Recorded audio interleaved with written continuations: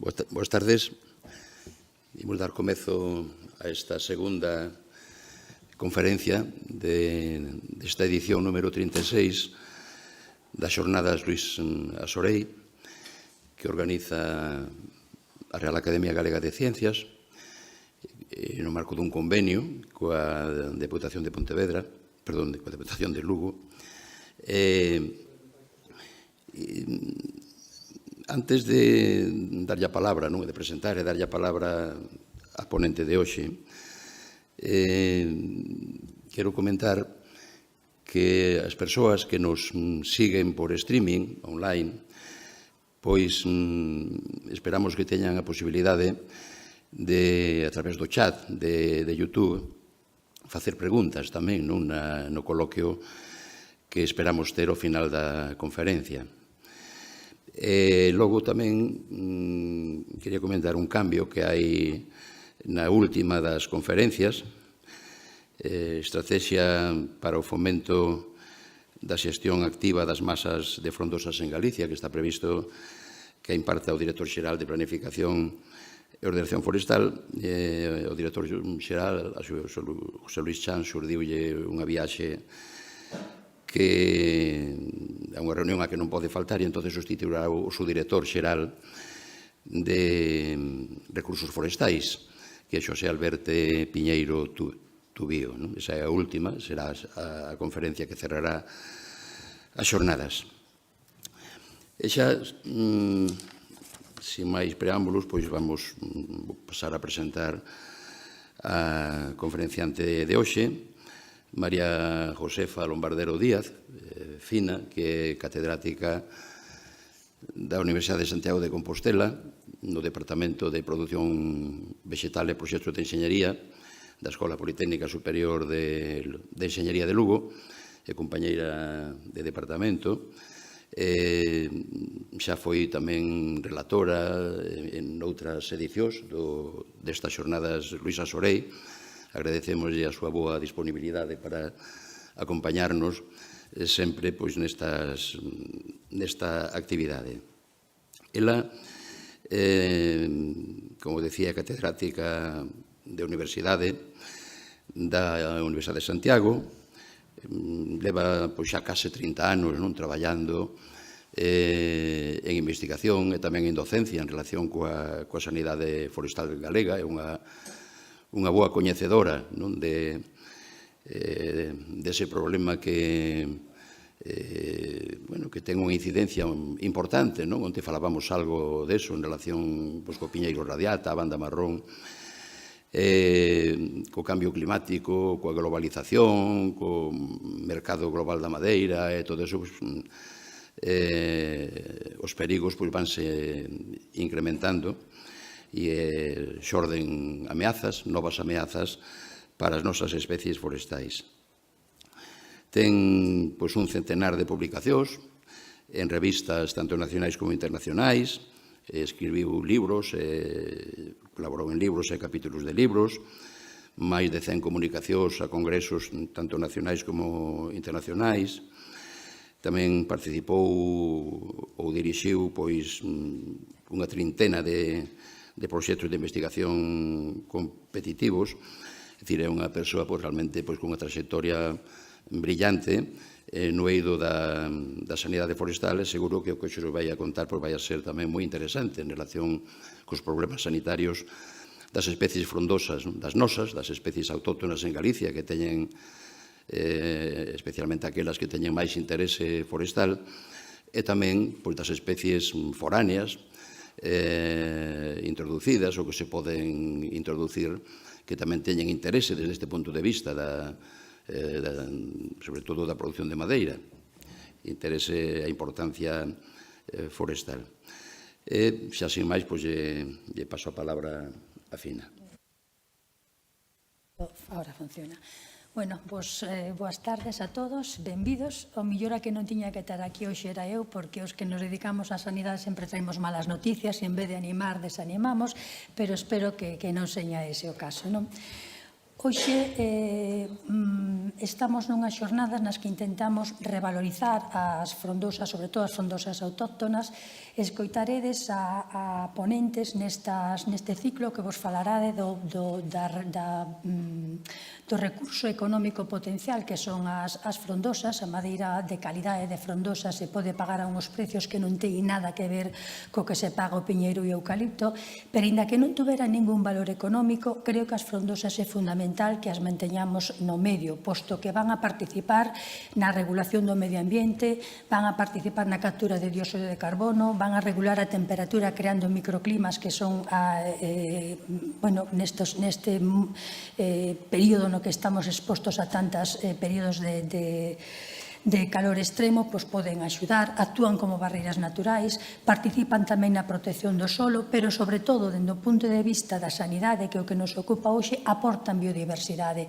Entón, dentro das frondosas vamos a topar vivindo insectos que van a actuar, organismos que van a actuar como depredadores, parásitos, parasitoides, antagonistas, competidores de organismos que son plagas ou que son enfermedades, e van a permitir regular as poboacións desos insectos non só nas propias frondosas, sino que moitos desos individuos abandonan as frondosas e van a outras especies productivas, como son os piñeiros, para contribuir a regular esas poboacións.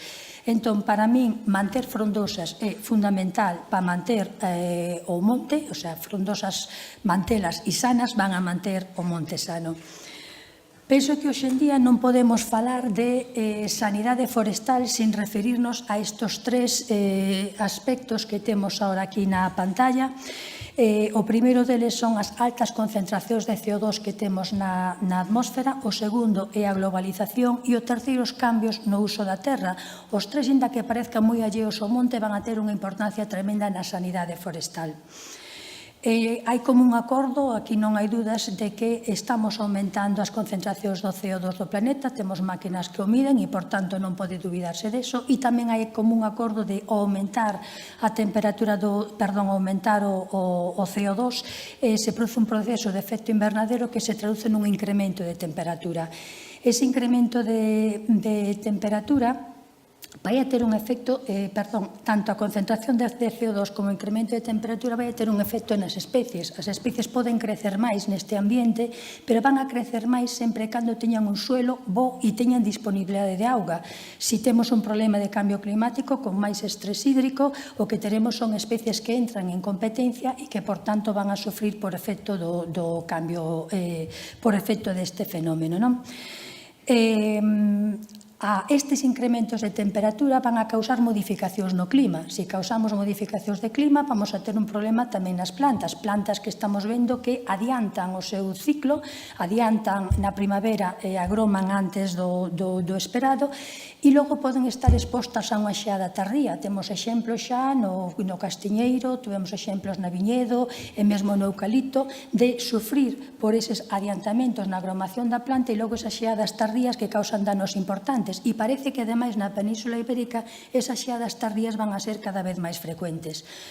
Cando cambiamos a temperatura, vamos cambiar o clima do planeta. Se cambiamos o clima do planeta, iso tamén vai afectar as plantas. Plantas que, ao mellor, están na súa área de distribución sur, como podía ser, por exemplo, aquí en Galicia, o carballo, en zonas onde un carballo que estaba acostumbrado a vivir en un ambiente máis ou menos húmedo e unhas temperaturas máis ou menos frescas, agora se encontra con as temperaturas moito máis elevadas e a escasez de auga no verán. Iso vai dar lugar a que estas plantas se debiliten e sean fáciles de atacar por outros insectos.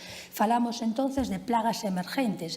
Plagas emergentes serían organismos que antes non constituían unha plaga e que de repente polo cambio das condicións climáticas e da resistencia da planta o fan. Quizá o exemplo máis conocido aquí en Galicia é a Altica quercetorum. A Altica quercetorum é un problema que temos casi cada ano nos carballos, nas zonas quentes, nos vales quentes de Galicia e que nunca fora un problema sanitario antes dos anos 90. Ben, por tanto, parello a estes cambios nas condicións ambientais.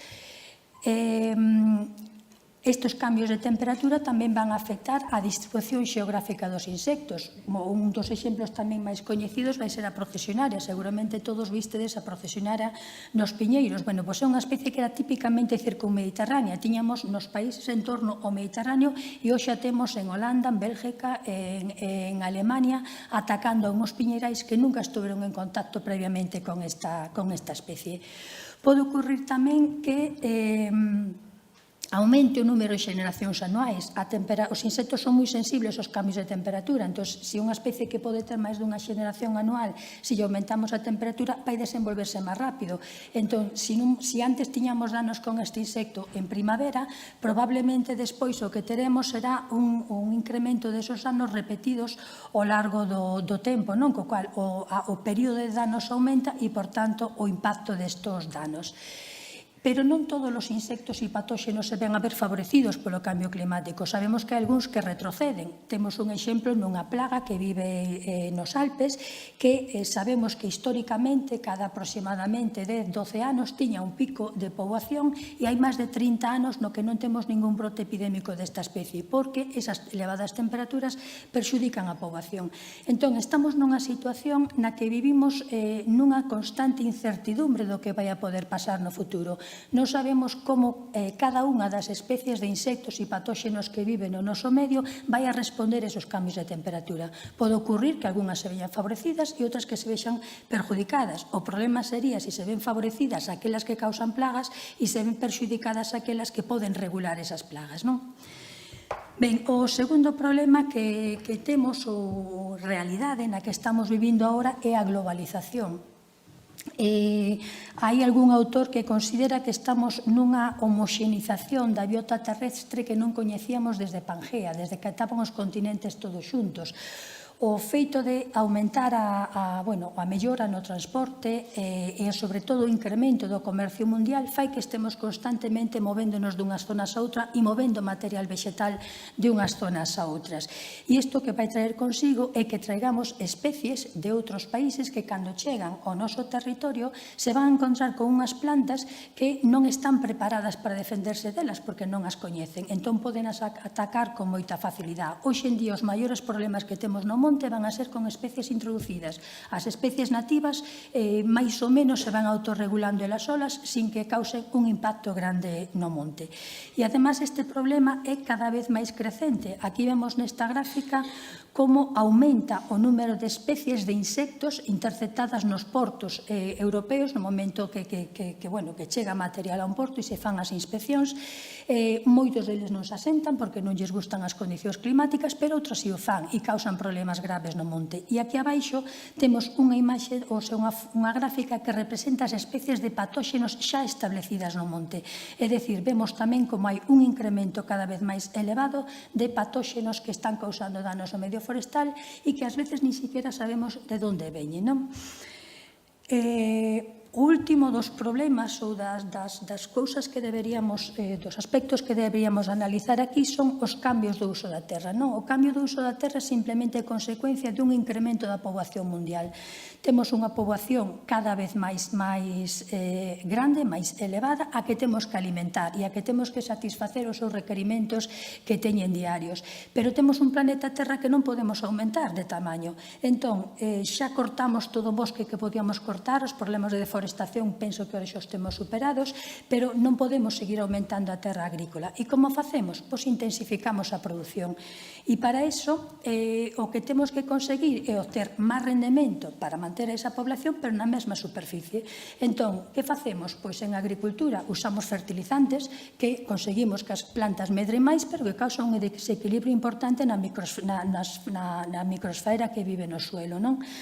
Aplicamos produtos fitosanitarios para matar plagas e enfermedades. Con eso conseguimos tamén manter a produción, pero son produtos fitosanitarios que teñen un impacto tremendo sobre outros organismos que están na auga, que están no aire, que os estamos respirando, bebendo e comendo cada día nos vexetais e nas froitas e que poden estar tamén afectando a saúde humana. E que fixemos no medio forestal? Pois nos inventamos un tipo de monte que non existía antes, que son as plantacións. Estas plantacións normalmente se van a facer con especies de crecemento rápido e moitas delas van a ser especies exóticas, especies que traemos de fora, as plantamos aquí e que moitas veces, precisamente debido a este problema ca globalización, o que vamos a conseguir tamén é traer os seus organismos patóxenos do lugar de orixe. Cando metemos unha especie nova nun ambiente, nun novo ecosistema, poden pasar dúas cousas, non? Esa especie entra no noso monte e os nosos organismos, insectos, fungos que viven aí van a empezar a interaccionar con ela. Pode ocurrir que non a reconozcan, que non a utilicen como alimento, como ocurre, por exemplo, co eucalipto. O eucalipto chegou aquí e estuvo prácticamente, non hai ninguna especie nativa que sea capaz de comela, pero gracias á globalización, nos últimos 30 anos aumentamos un 700% o número de patóxenos e de insectos que están asociados ao eucalipto en Galicia. É brutal o aumento, moito máis aguda, moito máis exponencial que o que vemos nestas gráficas, non? A outra alternativa é que cando chega esa especie nova, pois os nosos insectos e os nosos fungos a reconozcan e poidan comela. Pensemos, por exemplo, nun piñeiro. Metémolo piñeiro radiata e aquí xa tiñamos outros piñeiros nativos. Entón, os insectos que vivían asociados a esos piñeiros proban e van a ver se a poden comer. E, efectivamente, poden comela. E se poden encontrar como unha especie como a radiata que ten unhas acículas moi blandiñas, moi fáciles de comer para calquer insecto, que están moi pouco defendidas e que ademais son moi nutritivas.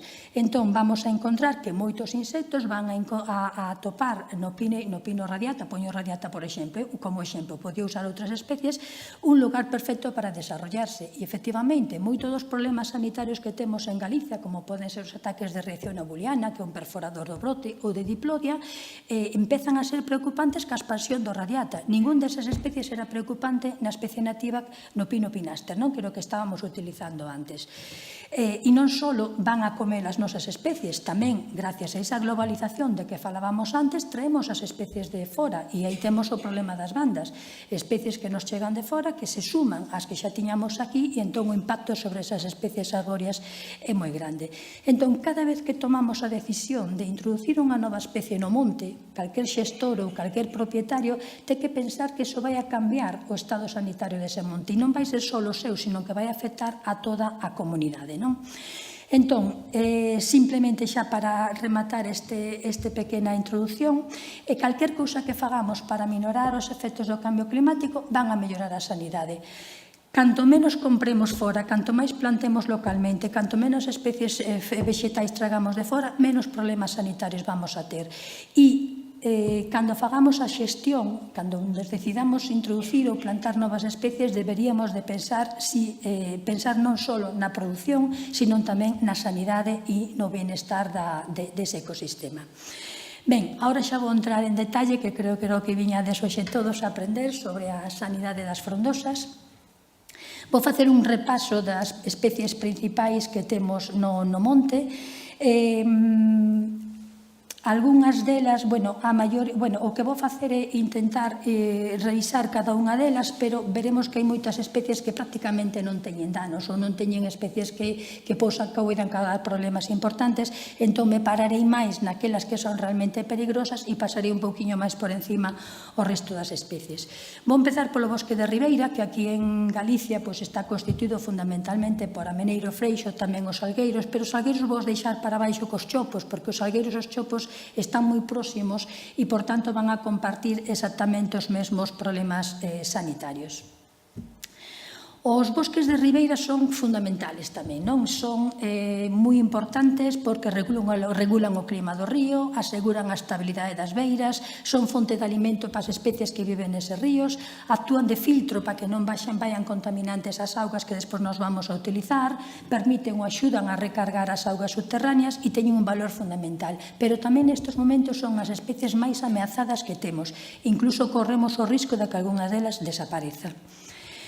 Probablemente todos vos, se vades a pescar ou vades a pasear pola beira do río, vistedes estas imaxes, non? Unha gran cantidad de ameneiros morrendo na beira dos ríos e, ademais, cada vez máis, e é un fenómeno que é imparable. Bueno, pois isto é debido ao que coñecemos como decaimento do ameneiro.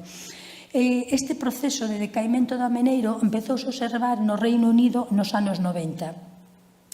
Cando se detectou a presencia destos danos, empezouse a investigar que o que podía ser responsable e se atopou que había varios organismos dentro do que se chamou naquel momento o complexo Phytophthora alni. Phytophthora é un xénero de organismos semellantes a fungos, non son fungos, xa hai tempo que non se consideran fungos, que son todos de orixen asiático e que se encontran entre as especies máis peligrosas ou máis agresivas coas especies forestais.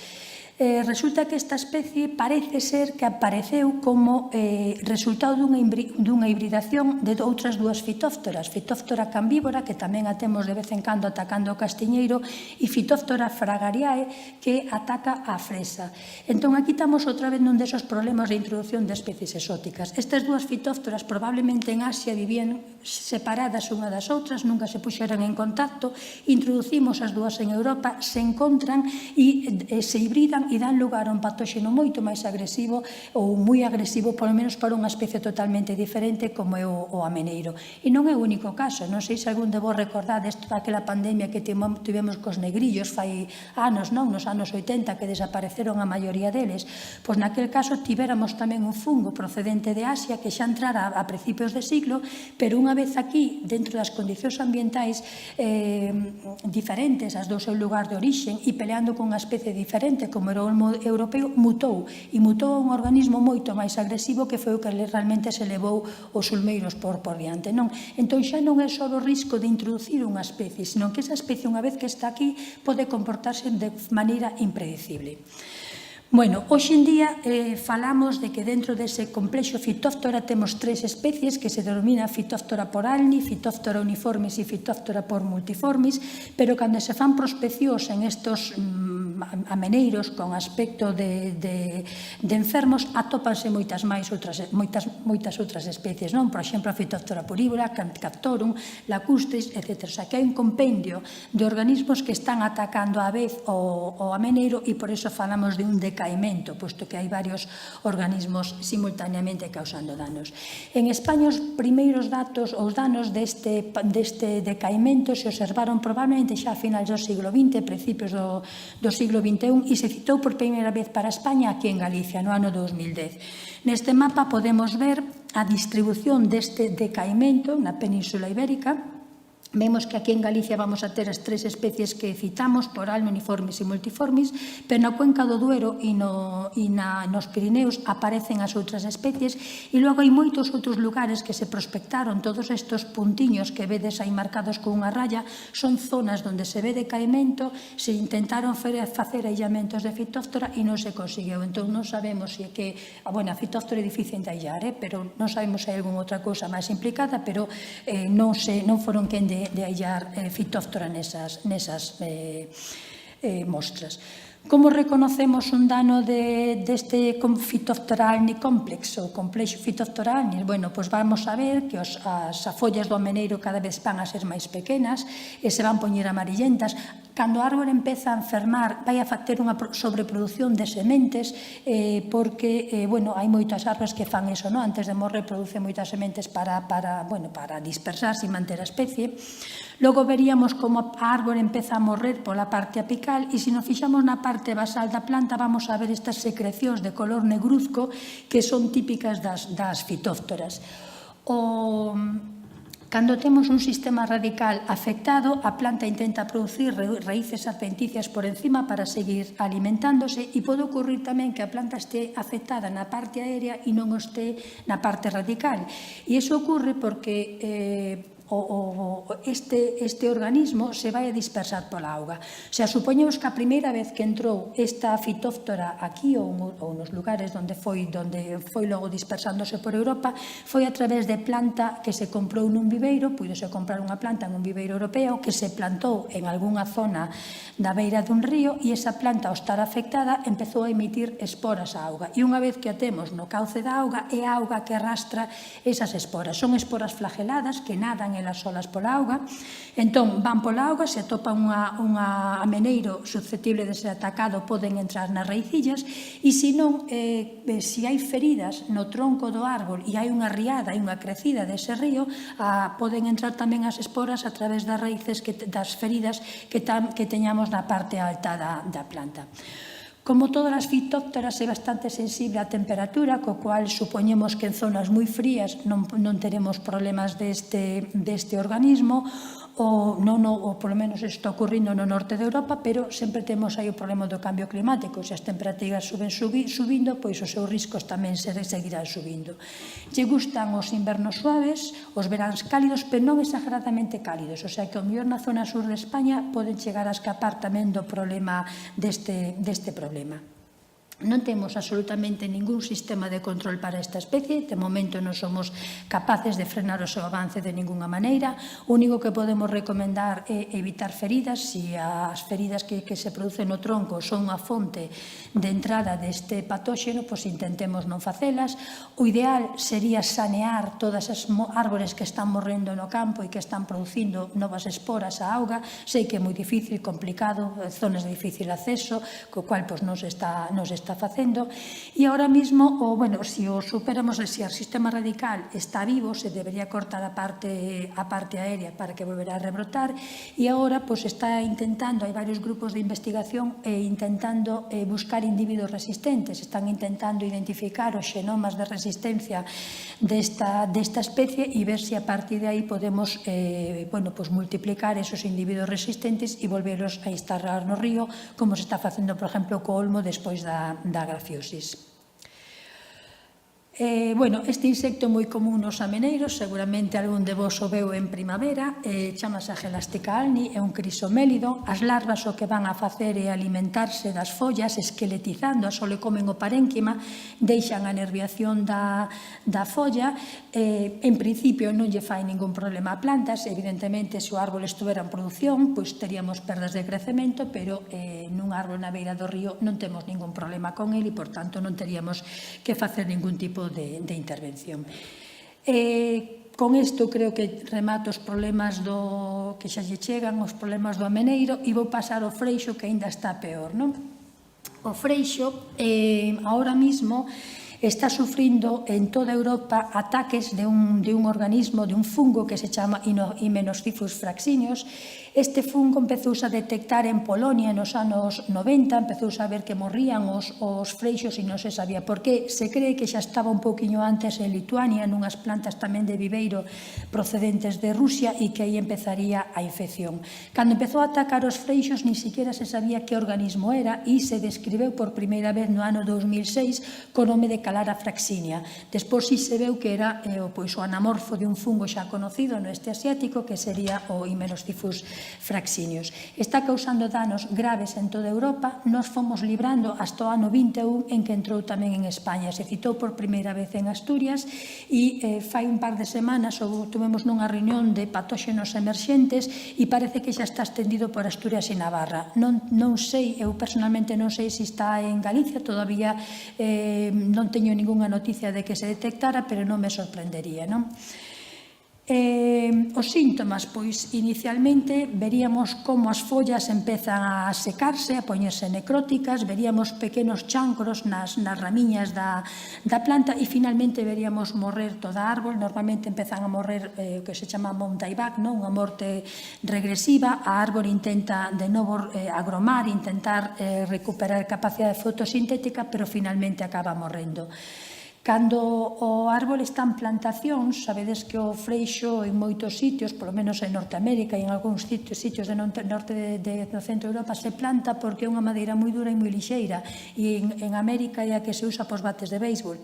Prácticamente toda a industria do freixo é para bates de béisbol, non? Aquí se usa tamén para instrumentos musicais e outras cousas, pero, ten unha bastante tradición como especie productora, non?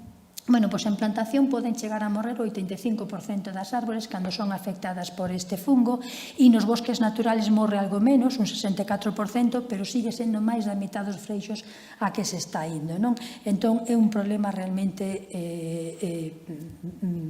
dramático e eu penso que deberíamos de preocuparnos por el.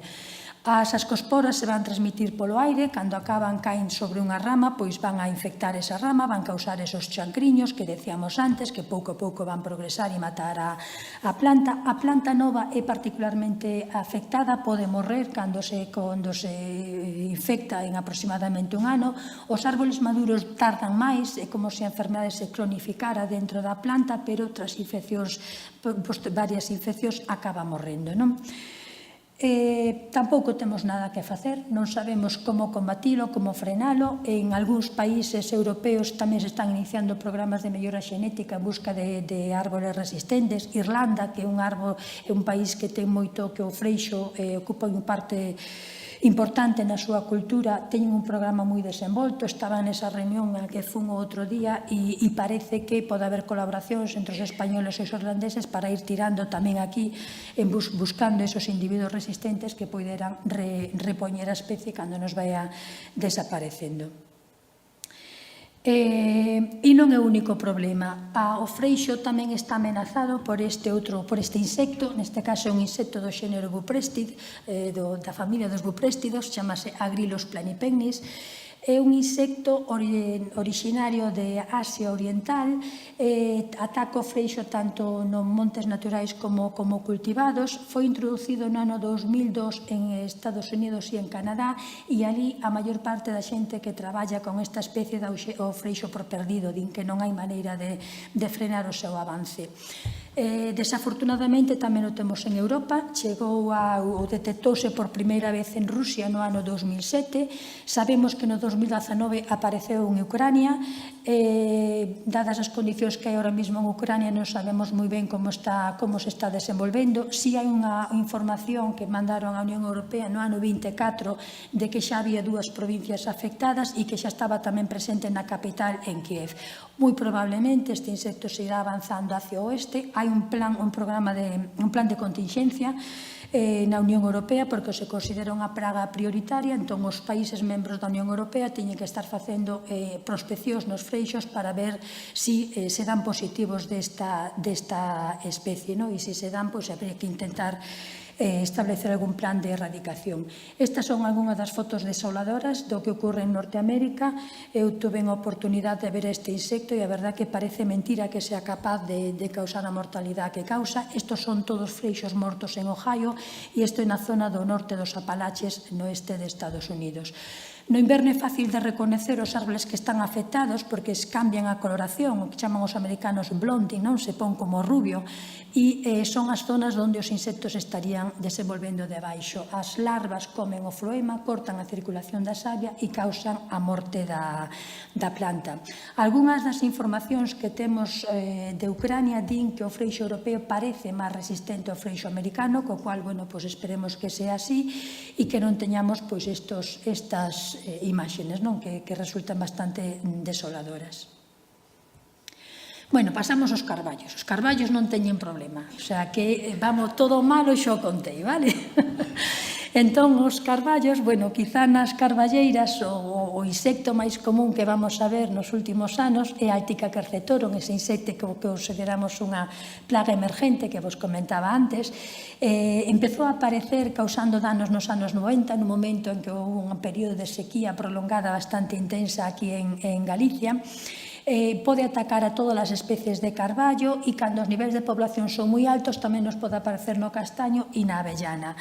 Son tamén crisomélidos como os que vimos antes no ameneiro, tamén van a esqueletizar e van a comer a folla comen todo o parénquima, deixan a nerviación. Entón, cando vemos estes árboles no paisaxe parece que morreron por seca, que eran árboles mortos e realmente só están comidos de altica. É moi probable que na primavera seguinte broten sin ningún tipo de problema. problema. Non é necesario normalmente unha intervención contra esta especie, porque é unha especie nativa, ten un número importantísimo de enemigos naturais que van regulando as súas poboacións.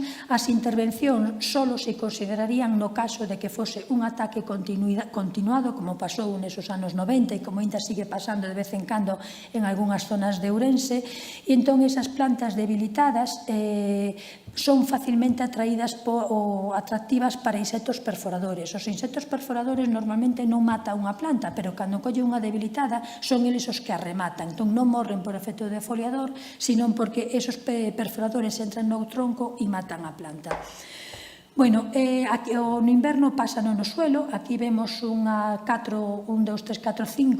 individuos de altica cando nos invernos chuviosos están entre as follas do carballo, e nese ambiente hai moitos fungos entomófagos que se alimentan dos insectos en parada invernal, non? Aproveitase desa humedad, invaden o insecto e o comen. E aquí o que temos é un enemigo natural alimentándose desa especie. Teñen tamén numerosos sírfidos, teñen numerosos outros organismos, polo cual, insisto, non sería necesaria nunca intervención, salvo que houbera risco de mortalidade por parte da planta.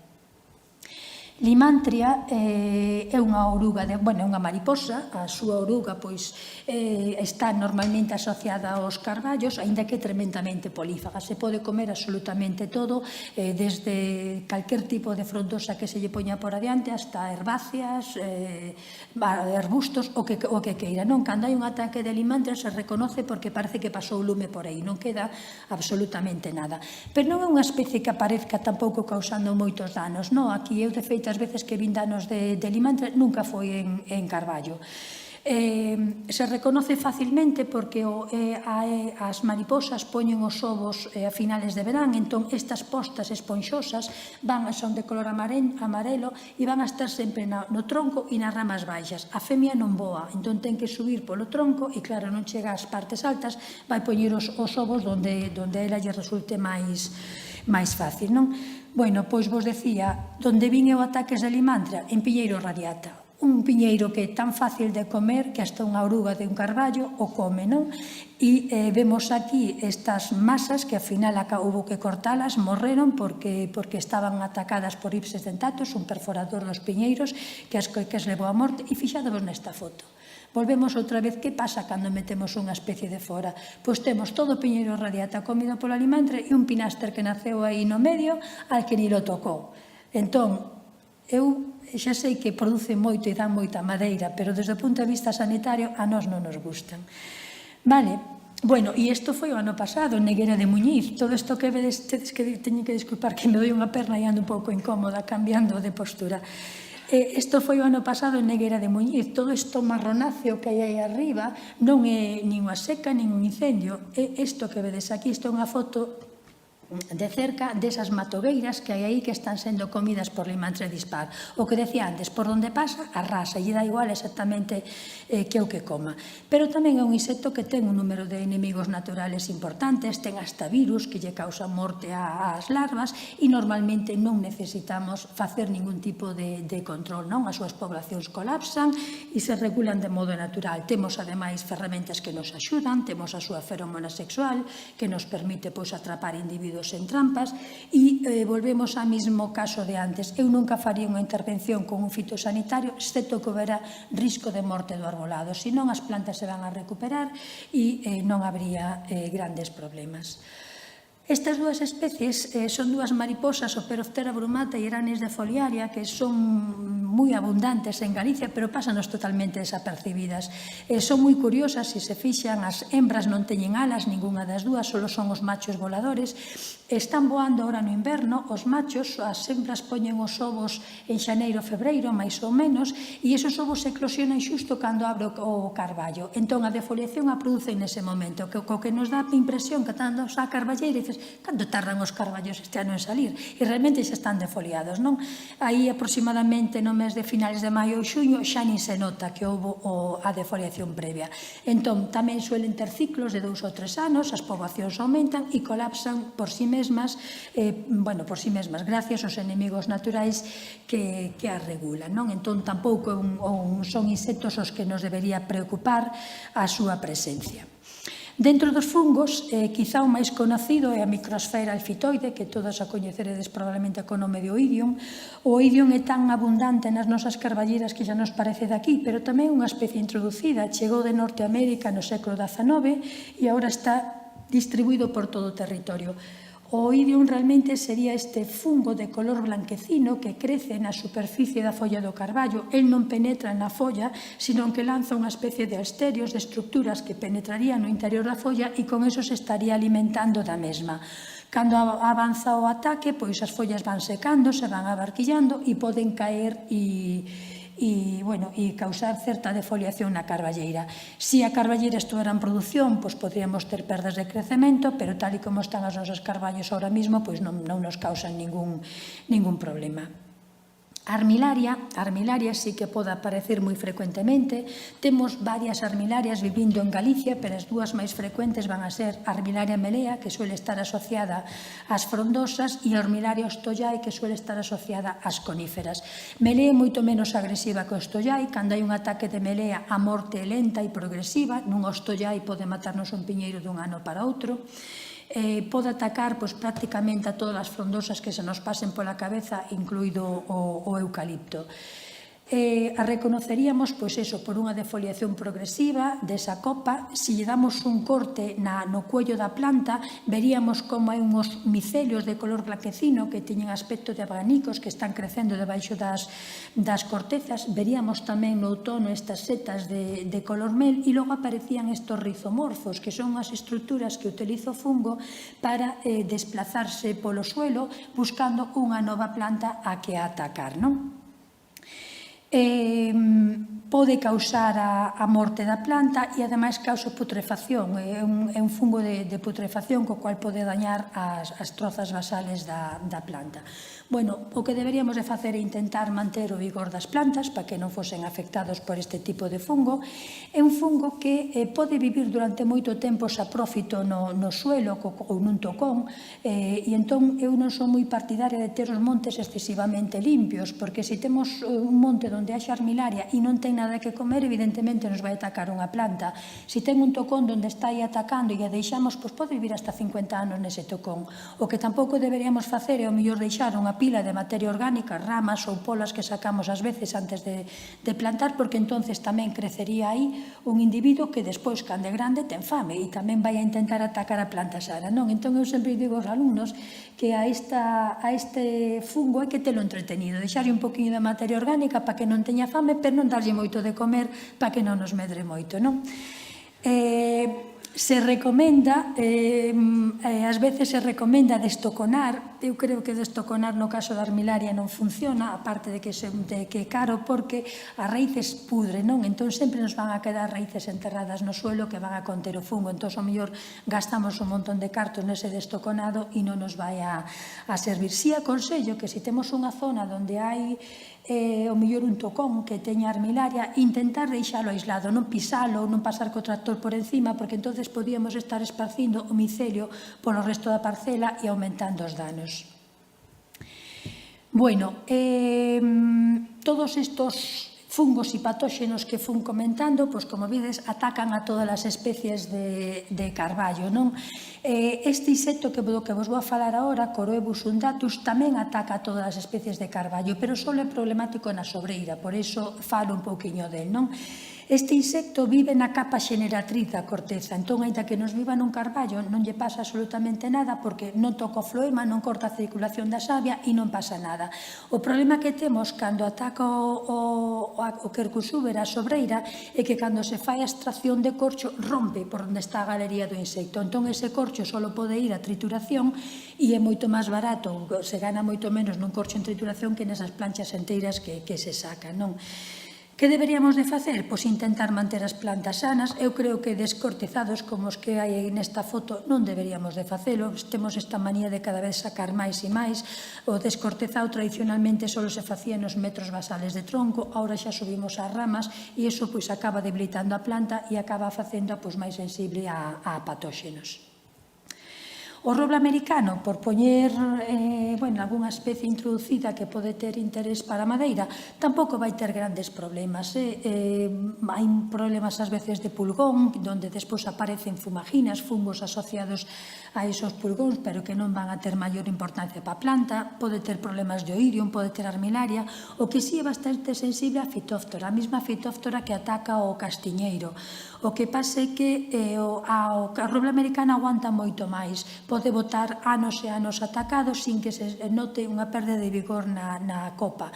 Os carballos que temos polo campus, que hai moitos robles americanos, pois máis da mitad están atacados de tinta e se miramos hacia arriba están perfectos. Cando empezamos a mirar o tronco, entón os vemos de outra maneira, pero non é tan sensible como o castiñeiro que pode morrer en poucos anos por este patóxeno, non?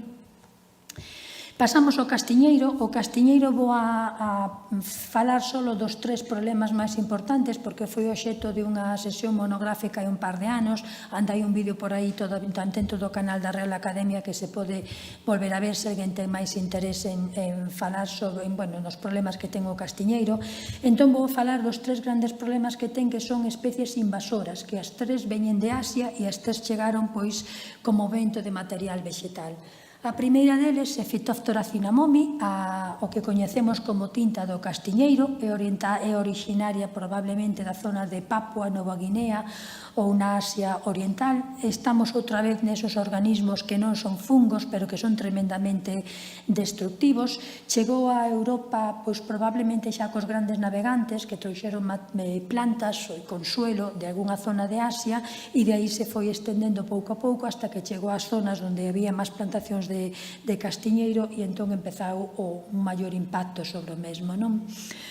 Os síntomas que nos poden indicar a presencia de fitóftora nun castiñeiro van a ser, por unha parte, tamén unha defoliación progresiva da planta. Toda a copa se vai a empezar a poñer amarillenta, vai perder follas. Se o castiñeiro tarda anos en morrer, vamos ver que o crecemento son máis pequenos, hai como un acortamento dos entrenudos, se ve como moito máis compactado, os ourizos tamén son máis pequenos e no outono é bastante frecuente ver estes exudados de color negro desde o pé da árbore, non? E xa se miramos o sistema radical, que é por onde entra este patóxeno, veríamos que están necrosados. Se lles damos un corte, veríamos as zonas de avance do patóxeno no interior das raíces.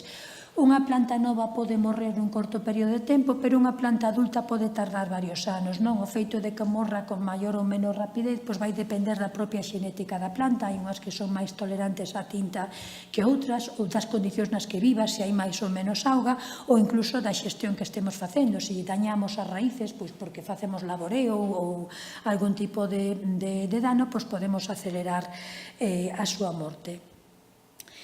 Ten tamén zoosporas, os organismos, os individuos todos deste xénero funcionan igual. Estas esporas van a nadar pola auga libre que haxa no suelo, van a buscar raíces que emiten unha serie de sustancias que as atrae e sobre as que van a unirse, chegan a esa raíz, se atan a ela e entón empezan a atacar a planta. E unha vez que entra no sistema radical, vai avanzar progresivamente causándolle a morte ao mesmo. É moi difícil librarse da tinta unha vez que está nunha zona porque, decíamos, é capaz de producir clamidosporas, esporas de resistencia que permanecen no suelo, co cual, ainda que sempre a vamos ter aí, non? Que podemos facer para evitar os seus danos? Sempre empezar con planta sana, asegurar que a planta de castiñeiro que estamos introducindo quede un viveiro que sale completamente sana, non facer plantacións en zonas onde poida haber asolagamentos, onde haya encharcamentos, porque iso vai favorecer que esas esporas se desplacen pola auga. Se é necesario, intentar facer un drenaxe e quizá a mellor maneira de loitar contra a tinta é usar patróns de híbridos tolerantes á mesma. Estos híbridos se fixeron durante moitos anos investigando, cruzando castiñeiros asiáticos con castiñeiros europeos e son capaces de resistir un ataque de tinta. Entón, en todas aquelas zonas onde haxa risco de tinta, deberíamos de meter ese patrón tolerante, donde logo podemos enxertar a variedade que queiramos ou meter un patrón que sea un castiñeiro de produción directa tamén resistente.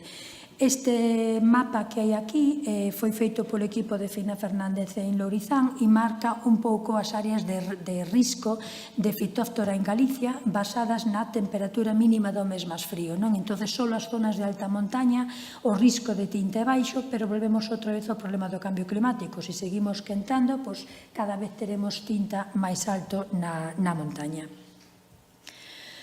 O segundo fungo importante para o castiñeiro vai a ser Criphonectria parasítica, o que causa o chancro, que todos seguramente oístedes falar, é tamén o de orixen asiático, parece que todo malo nos ven de Asia, temos tamén moito comercio, moita relación con Asia, e é unha das razóns pola que temos tantos problemas.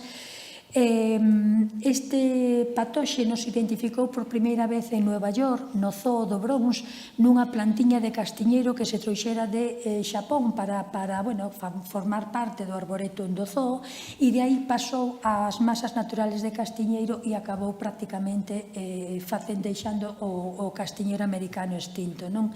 En 50 anos, que non son tantos anos, desapareceron 4.000 millóns de árbores na paisaxe de toda a zona dos Apalaches hacia o norte de Estados Unidos. Non foi unha auténtica masacre e, ademais, fixadevos, estas son fotos antiguas desos castiñeiros, eran espectaculares.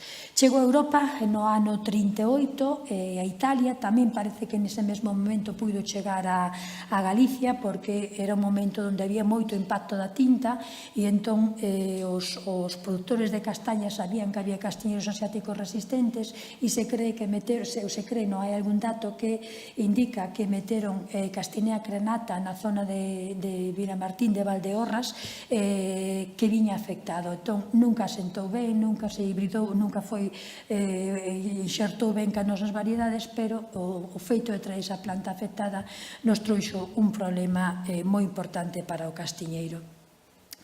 Os síntomas son diferentes aos da tinta. Aquí, cando temos un problema, vamos a ver a morte rápida dunha rama ou dunha parte da planta, non é toda a copa perdendo a folla como veíamos antes.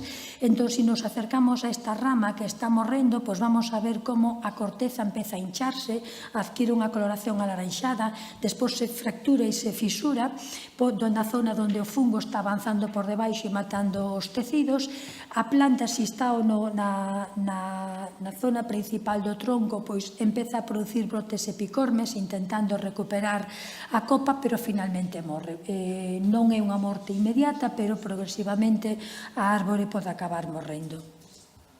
As esporas son transmitidas, tanto as sexuales son transmitidas polo vento, e o resto son transmitidas por insectos, por paxaros, ou nos mesmos cas ferramentas de poda podemos levar as esporas dunha zona a outra. Para entrar na planta necesita unha ferida, entón calquer tipo de daño que fagamos na cortiza ou no momento de facerse o inxertío, cando se inxerta a planta nesa ferida ou cando se poda, son as vías máis comuns de entrada do patóxeno na planta. Entón, deberíamos de ter cuidado de desinfectar esas zonas unha vez que se fan esas feridas para evitar esas infestacións. Unha vez que as esporas chegan á planta e penetran a través desa ferida, van tamén a desarrollar unhos micelios de color cremoso debaixo da corteza que van a acabar matando a planta, e logo xa empezarían a producir novas esporas que acabarían inoculando a outras árbores sanas. Bueno, que podemos facer?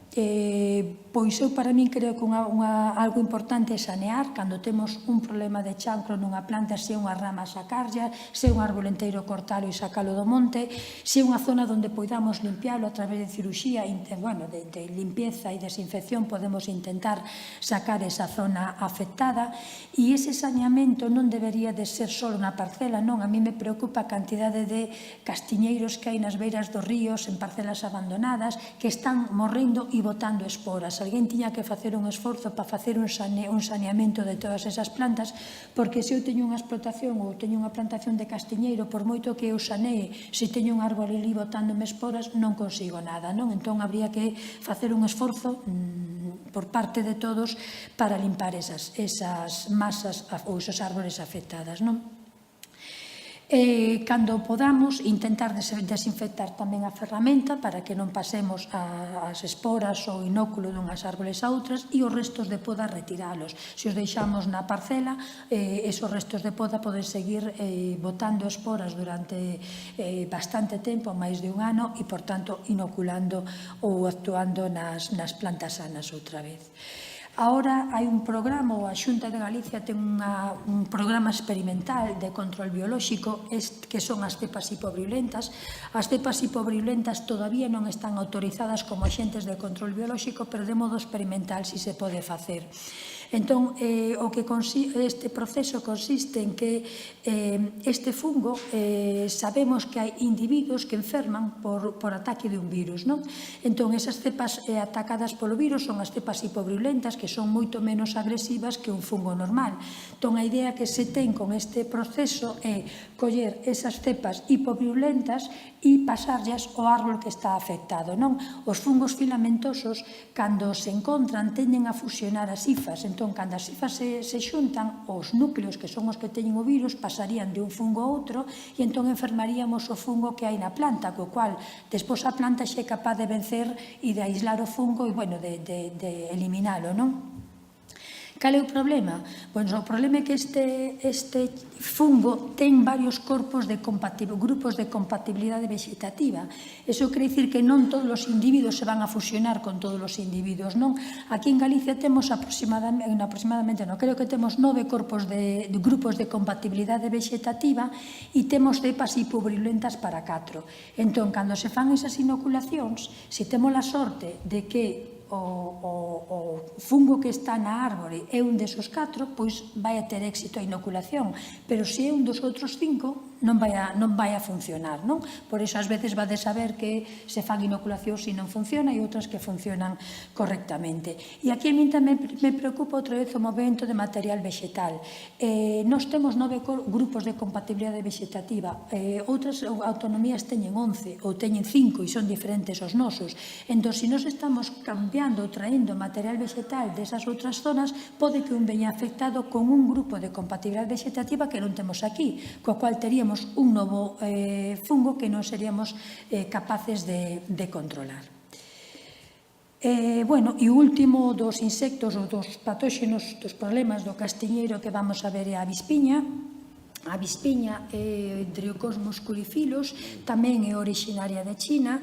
Esta especie se detectou en Europa no ano 2002 en Italia porque alguén comprou planta a Xapón que cando a trouxeron viña infectada. Durante o inverno a planta non se ve se ten ataques ou non e de aí se expandeu por todo o continente. Chegou por dispersión natural a España, a Cataluña no ano 2012 e no 2014 chegou a Galicia. Aquí xa tuvo que vir con planta afectada de algunha outra zona, posto que non tuvo tempo a dispersarse naturalmente.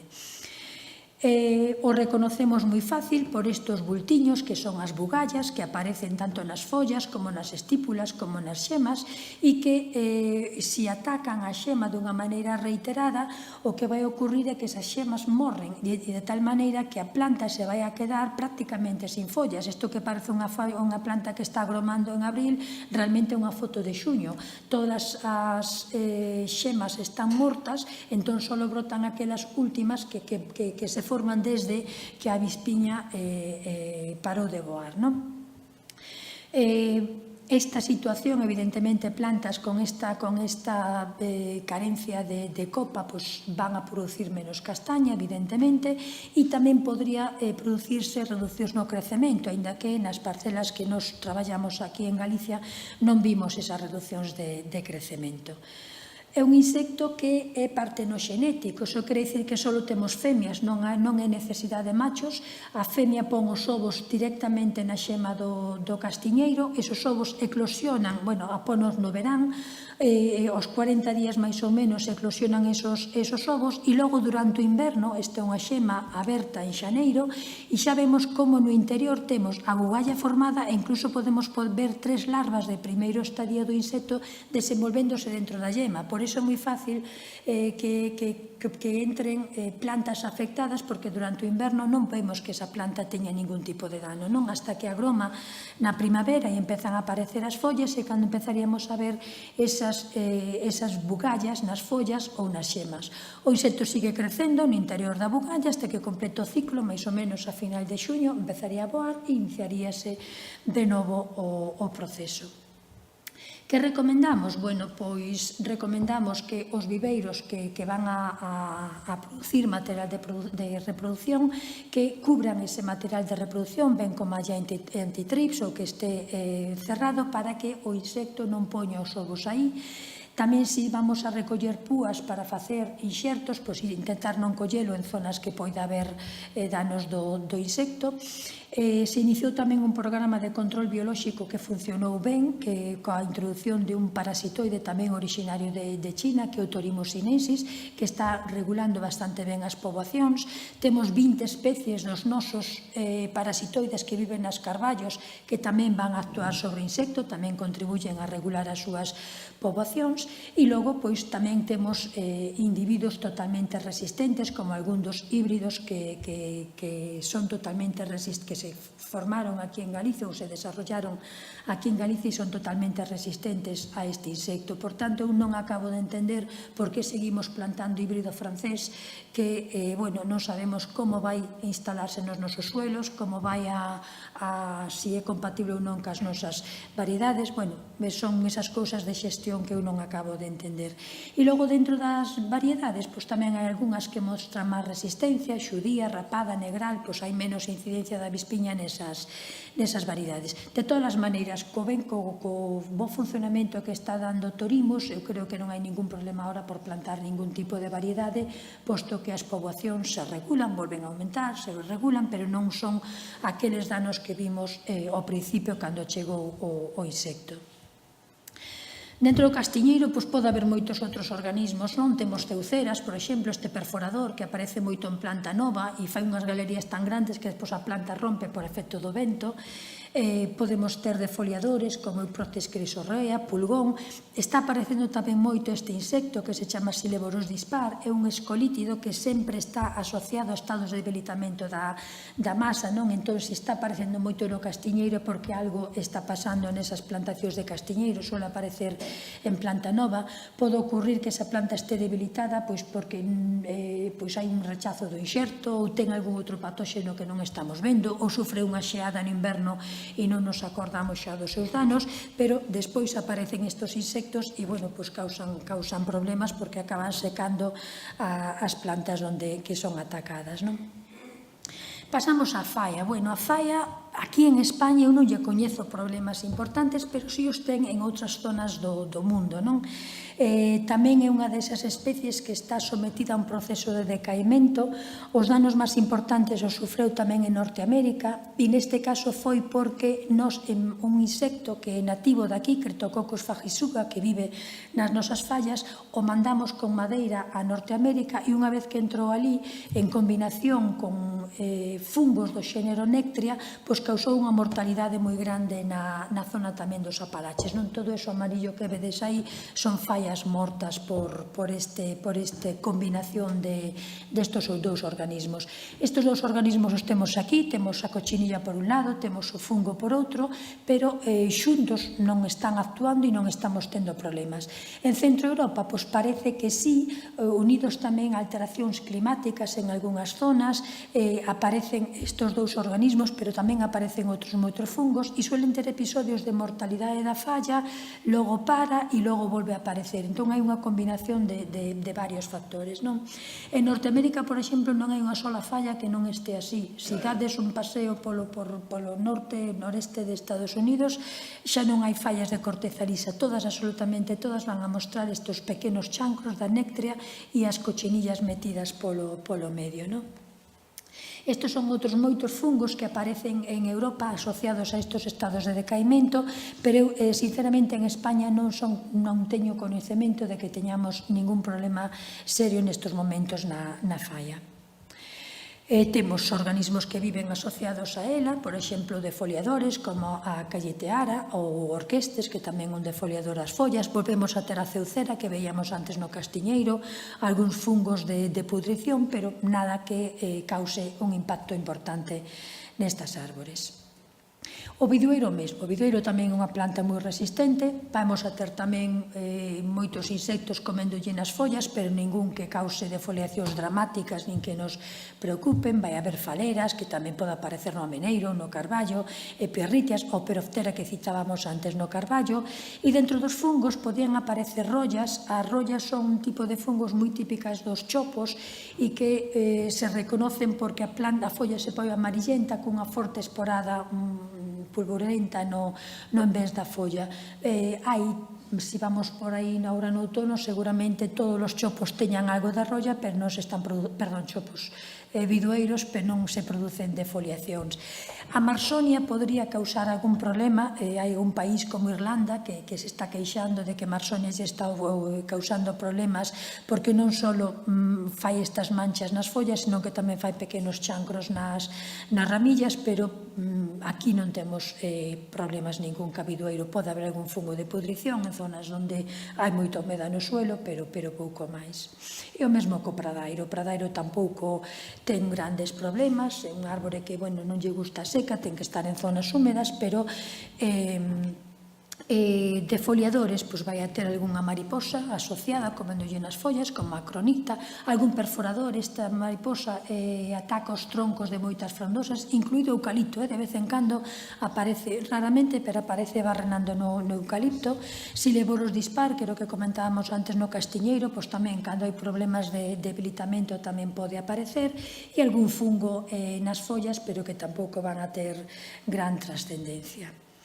O chopo sí, o chopo ten de todo, sempre que temos unha especie que se cultiva, que se comercializa, que se intercambia e que se lle fai de todo, ten que aparecer moitos problemas sanitarios, non? Entón no chopo hai bastantes problemas sanitarios, pero tamén é certo que se consiguen individuos resistentes a casi todo, non? Hai programas de mellora xenética no chopo que funcionan moi ben e que teñen éxito, non?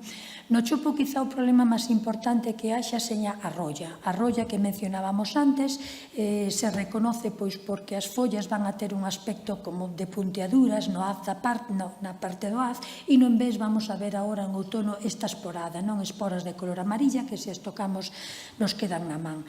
Hai 3 especies asociadas ao chopo e delas a máis importante vai ser Melasora laricipopulina.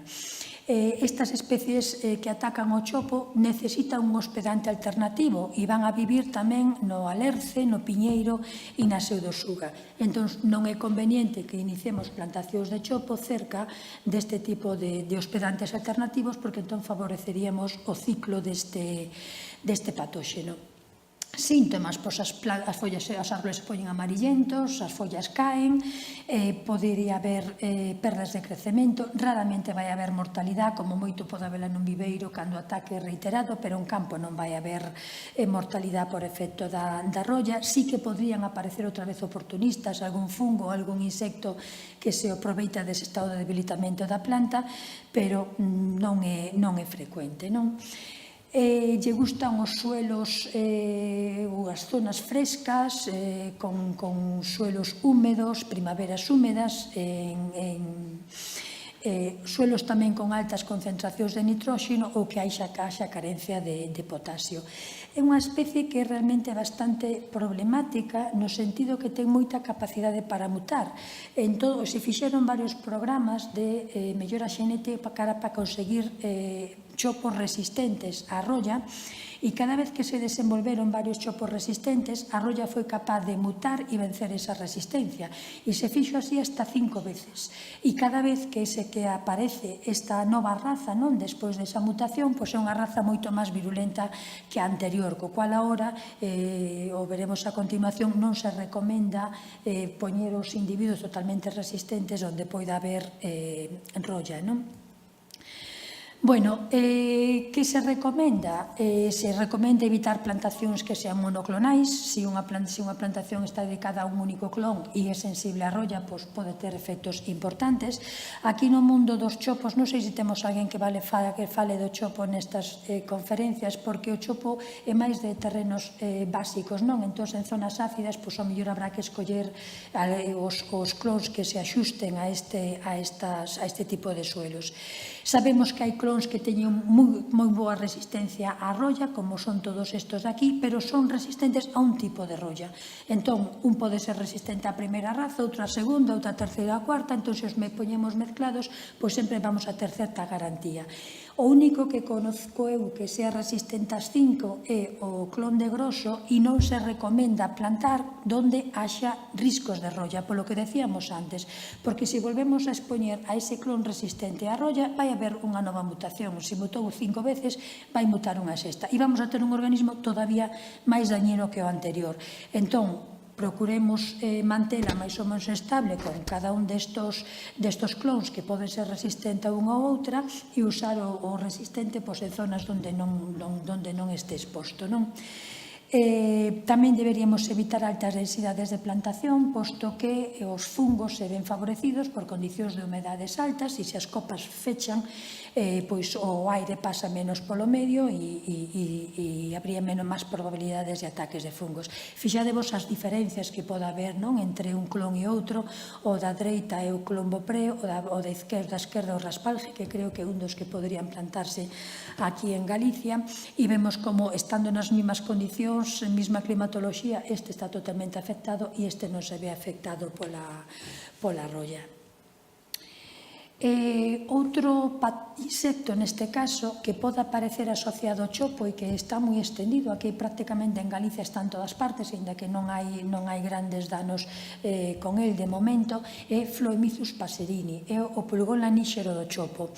Son insectos chupadores que van a vivir na corteza debaixo destas estructuras, destas lanillas que protexen a colonia do insecto, está succionando os nutrientes da planta, os líquidos da planta, pero ao mesmo tempo está tamén segregando unha sustancia tóxica que vai desecando e matando os tecidos da planta e dá lugar a unhos surcos característicos onde se vai metendo o insecto e que despois poden chegar a secar completamente a rama ou a árbore. Pode causar tamén danos na madeira porque nas zonas de ataque produce unha especie de pseudoagallas que deformaría a madeira. Os árboles novos son máis sensibles que os árboles adultos, son os únicos que pode haber problemas de mortalidade cando hai un ataque importante. Para controlalo, tamén temos recomendacións que podemos facer, tamén hai clons que son resistentes. Dentro dos clons sensibles van a ser os euroamericana, ainda que no euroamericana tamén hai algún que é resistente, pero, por exemplo, o I214, que é un clon que se planta moito, é moi sensible á rolla. Os máis resistentes, clons derivados de Populo alba e de Populus interamericana.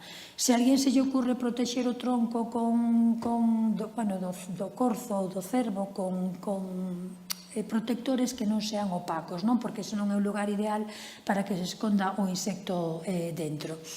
Tamén se recomenda que as densidades de plantación non sean moi elevadas, posto que os danos deste insecto se empezan a producir cando hai tanxencia de copas. Entonces, canto máis tardemos en que haxa esa tanxencia, menos risco teremos de fungo do insecto, e además recordade que era máis dañino na planta nova. Entón, se están separadas, tardarán máis en contactar e xa teremos uns árboles adultos que serán máis resistentes ao insecto.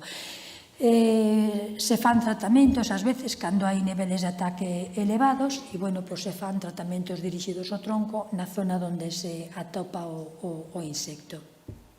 Este é un defoliador que é bastante común, tamén pode aparecer ocasionalmente, pode aparecer defoliando nunha parcela e non noutra, non é unha plaga que sea demasiado recurrente. Si, cando aparece, pode causar defoliacións do 100% e, por tanto, podría causarnos perdas de crecemento. Estos insectos teñen a costumbre que na segunda xeneración baixan o suelo a base da tronco a hibernar, entón, unha maneira de loitar contra eles, se a superficie non é moi grande, se poñen falando de bandas pegajosas, cando están subindo ou baixando do tronco para invernar, porque quedarían aí atrapadas, e se é necesaria unha intervención, tamén é máis recomendable facela neste momento contra o tronco e non contra as copas, cando as larvas están subindo ou baixando. Outros defoliadores, pois este ao mellor o vístedes, é bastante frecuente en Galicia, incluso nestos chopos que nos crecen ás veces por aí polas beiras dos ríos, non? É un crisomélido, tamén un esqueletizador, suele gustarlle máis a planta nova, é un problema máis en viveiro e en planta recén instalada que en plantacións adultas. Este é un perforador para entrene, é unha especie que a larva pode causar galerías moi importantes e dañar a madeira do chopo. É fácil, vedes que é unha mariposa, aínda que intente evitar a unha avispa, é un sésido, desarrollaron ese sistema de mimetismo para escapar dos seus enemigos naturais. É fácil de reconocer porque cando hai un ataque de parantrene, cando a larva se transforma en adulto, faino xusto no borde da galería. Entón, cando marcha a mariposa voando, nos vai quedar a exuvia colgando no tronco, co cual sabemos que estamos con un problema de parantrene. Ás veces incluso rompe a planta na zona da galería. Este é outro desos ésidos, aquí está imitando a unha abella, e ca mala suerte que ao final comeu nun abiaruco, entón, non lle saleu moi ben a estrategia para escapar dos enemigos naturais. Esta especie ataca máis ben planta adulta, suele colocarse pola base da planta, incluso nas raíces, entón ás veces nos pode causar danos importantes nas trozas basales da árbore. Este é máis peligroso, a Gisonoma ceriana suele atacar as plantacións no primeiro ano e a mariposa vai a perforar a yema terminal, de tal maneira que a destruye e entón o que fai o chopo é bifurcarse ou formar guías múltiples, co cual perdería un pouquiño o seu valor madeireiro. Ten que perdonar, porque non día perdonar. Vale, tamén temos individuos que son máis ou menos resistentes, por exemplo, os derivados de Populus deltoides parecen resistentes a esta especie, sin embargo, son moi sensibles os interamericanos e o trichocarpa. Os euamericanos sí que poden ter resistencia variable, hai nos resistentes e hai nos sensibles. Outro perforador, este pode aparecernos tamén mordisqueando a corteza do chopo, pero os danos máis importantes o vai facer en estado larvario, penetrando no interior da planta, destruindo a madeira. O mismo a Saperda populnea ou Considia populnea. Este é moi fácil de reconocer e é moi frecuente en Galicia, prácticamente en todas partes vai haber ataques deste insecto. Se reconoce porque hai un abultamento nas ramillas ou no tronco e cando lle pegamos un corte veríamos a larva no interior. Rompe con facilidade a planta no punto onde temos os ataques deste insecto e podemos ver aquí como o pulgón lanígero que comentaba antes está aproveitando estas fisuras da Considia para tamén vivir aí e esconderse, non? Dentro dos fungos, quizá a Venturia é dos máis comuns, infecta as follas, dai progresa os ramillos, o brote terminal. Veríamos as plantas como curvadas en forma de jota invertida e de color negruzco, e o problema máis grande é cando afecta a guía terminal, que tamén nos podía causar deformacións e alterar a conformación da planta. Outros organismos que podían aparecer asociados ao chopo, temos desde pulgón a avispas, estes son tentredínidos, ou outras, este é un acroníter que é máis común en Galicia ca leucoma. O salgueiro, o salgueiro vai ter todos os problemas que vimos ahora mesmo no chopo, pero moito máis atenuados. O salgueiro é moito máis resistente, non é unha especie que se cultive nin que se faiga, ou polo menos de momento, entón vai a ter moitos menos problemas do que ten o chopo, aínda que todos os organismos podían vivir tamén sobre el. Quizá o problema máis importante dos salgueiros sea este, o dos crisomélidos. Estos crisomélidos actúan dunha maneira moi parecida á altica que comentábamos no Carballo. Aquí, sobre todo na Terra Chá, cando hai no inverno hai moita disponibilidade de auga no suelo, pero ao chegar a primavera os suelos arcillosos se contraen, as raíces da planta están, non teñen acceso a esa auga, a planta se debilita e entón estos crisomélidos aproveitan para defoliala. E entón veríamos tamén como se todos é moi frecuente, non vas pola carretera e ves como se estuveran todos os algueiros secos, pero realmente están defoliados e o ano que ven volverían a brotar. Tamén ten rolla, ten venturia. Pasamos entón, xa estou acabando, me queda a cerdeira e a nogueira. A cerdeira, isto é unha foto dunha plantación de cerdeiras para a produción de madeira que hai aí dunha explotación grande que hai en Arzúa e Boimorto. A cerdeira, dentro dos insectos, quizá o máis común sea a presencia deste pulgón, Myzus cerasi, que o vamos a recoñecer porque causa este abarquillamento, este enrollamento dos brotes terminales da cerdeira. Se os ataques non son moi grandes non vai causar ningún problema. Se todos os ramillos estuveran atacados, podría haber perdas de produción porque son insectos chupadores e están absorbendo os nutrientes da planta. Recomendacións, estos pulgóns utilizan tamén un hospedante alternativo que é unha erva, flores que viven moitas veces no sotobosque, como son as verónicas, as eufrasias ou o galion. Entón, se temos unha plantación de cerdeira, poderíamos intentar evitar estas ervas porque o que faría o pulgón é completar o ciclo biolóxico ali e volvería de novo a cerdeira. Entón, é unha maneira de limpar estas ervas, axudaría a reducir a incidencia. Normalmente non é necesaria unha intervención, salvo que houbera un ataque, como decíamos, moi brutal, e en ese caso se podría facer con insecticidas en primavera. Este insecto tamén é moi común, pero moi ocasional. A Glaupe infausta aparece sobre todo defoliando as cerdeiras silvestres. Cando aparece se lo come todo, é un pouco como a limantra dispar, pero tamén bota un ano ou dous comendo e logo desaparece. E pode botar un montón de anos onde non volve a aparecer. Tampouco, normalmente, non necesitamos facer ningunha intervención e ás veces incluso é mellor non facela, porque cando facemos unha intervención podemos estar tamén actuando sobre os enemigos naturais, que son os que van regular e facer colapsar esa poboación, e se os matamos, ese equilibrio vai tardar máis en conseguirse. Pode haber ataques de perforadores. Sileborinos saxeseni é un escolítido, é moi pequeniño, aproveita as lenticelas para poder penetrar no interior da cerdeira. Se a cerdeira ainda ten certo vigor, vai intentar defenderse, como vemos aquí, pero se xa está moi debilitada por ataque de algún outro patóxeno, vemos que o único que sale desas galerías é ese rin.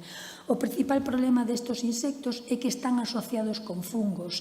Son insectos que as hembras levan unhas estruturas especializadas onde transportan as esporas dese fungo e cando atacan unha árbore, sementan o fungo, son dos primeiros agricultores da historia, sementan o fungo na árbore, inocúlano, o fungo se expande por toda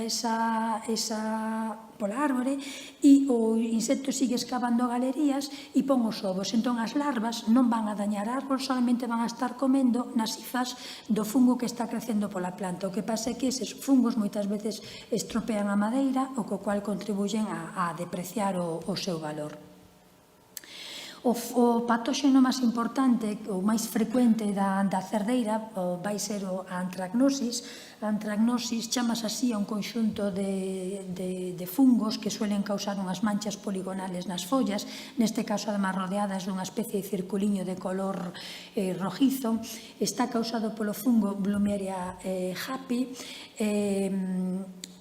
Vai aparecer, como a maioría dos fungos, en zonas onde haxa primaveras moi húmedas, ou se temos, por exemplo, as plantacións cerca de un río ou plantacións en altas densidades. Como vedes nestas dúas fotos, a incidencia da antragnosis pode ser moi grande. En este caso concreto, además, eran dúas variedades moi sensibles que non se recomenda introducir en zonas onde haxa estas humedades elevadas. Dentro das variedades sensibles serían estas que temos aquí e que deberíamos evitar, probablemente, en Galicia, debido porque normalmente temos primaveiras chuviosas. Tamén hai danos de roedores, ás veces se encontra unha gran cantidad de galerías en torno ás cerdeiras e vemos como mordisquean a planta, poden chegar a anillala e matala, evidentemente vai ser danos moi puntuais. Cando o dano é pequeno vemos como a planta intenta botar novas raicillas para seguir alimentándose, pero bueno, de vez en cando si hai mortalidade por estos roedores. E este é outro problema que non é exclusivo da cerdeira, pode aparecer en outras froiteiras, é o que se chama o mal do plomo ou plomizo por esta coloración que adquieren as follas, que teñen un aspecto como apagado, plateado. É un fungo que penetra na madeira, estes son os seus corpos de fructificación e tamén causa manchas na madeira e a deprecia.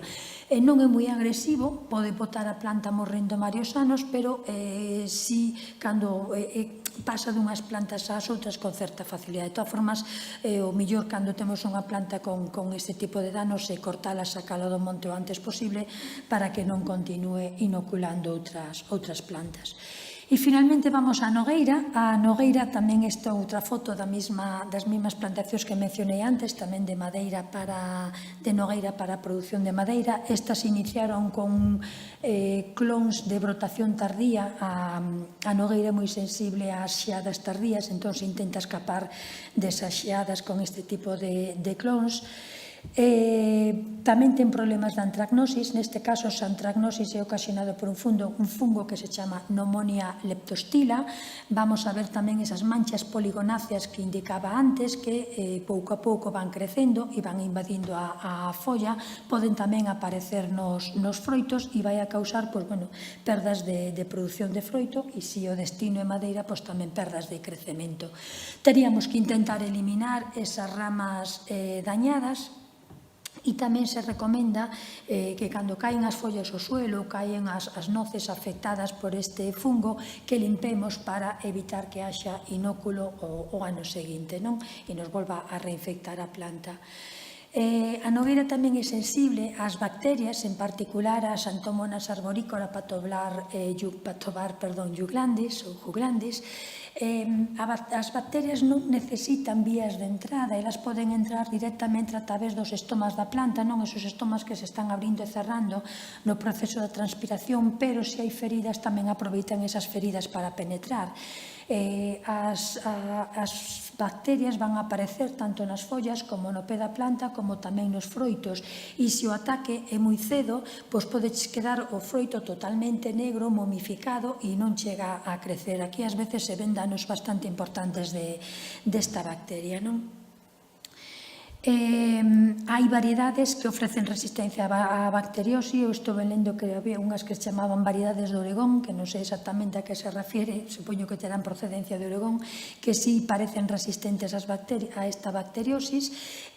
Dado que penetran por feridas, pois deberíamos de evitar as feridas, e o recollida por vareo, cando se golpean cunha vara para tirar as noces, pode estar agravando o problema, porque moitas veces se lle fan feridas ou roturas á planta neste proceso. Tamén aparece bastante este fungo, aínda que non ten un impacto moi grande, como é o Microstoma juglandis. Se reconoce porque a folla vai a estar como engrosada, e na parte do envés veríamos un micelio blanquecino. Suele aparecer nas ramas baixas, ás veces a seca, pero non é tampouco un patóxeno que creo eu que poida preocuparnos de momento.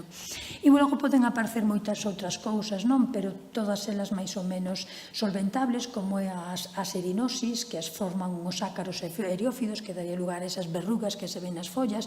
Pode aparecer a armilaria sí que podía chegar a matar a nogueira, e a tinta. A fitóftora mesma que ataca o castiñeiro tamén ataca a tinta. A nogueira é moi sensible á fitóftora. Se o que buscamos é froito, vamos a ter perforadores, neste caso é unha mariposa a mesma que nos come as mazás. Podemos tamén ter danos de ceucera e, algún áfido que é exclusivo da cerdeira. E con isto penso que rematei. Entón, eu penso que a sanidade non é un limitante, salvo os problemas estes de especies que nos veñen de fora, non é un limitante para recuperar as frondosas en produción. Por tanto, non vos desanimedes.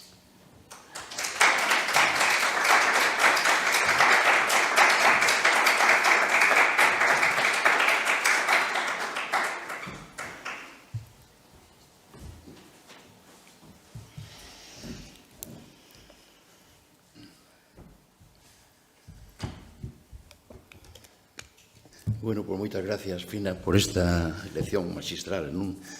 Este percorrido polas doenzas, polas pragas das especies frondosas. A verdad que hai tantas ameazas que mete medo, non? Pero só das que veñen de fora. Do país, máis ou menos, as manexamos. Bueno, pois moitas gracias. Agradecemos ademais a Fina que impartira pois, a súa lección, a súa ponencia, porque está doente, non ten un xeonllo mancado e debe estar en repouso. Así que moitas gracias tamén por eso. Non? Pasamos ao turno de preguntas.